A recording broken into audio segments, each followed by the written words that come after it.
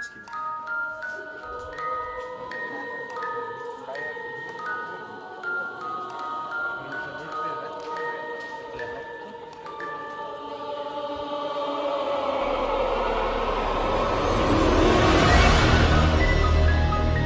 er hérna komin á riff og það er bara fílík stemning, góð röð hérna degi nr. 2 og geggjað.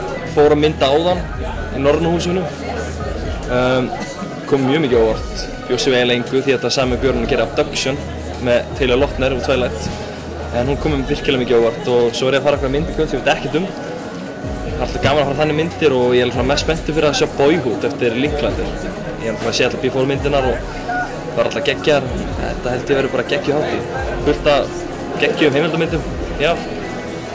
Það að sjá, reyna að sjá alltaf 10-11 myndir og sé til. Þetta er geggjuð hátíð. Gaman að sjá hvað er stemning fyrir þessu. Klukkan er 12 á laugardagskvöldi og það er fleira fólk hér enn í raun á B5.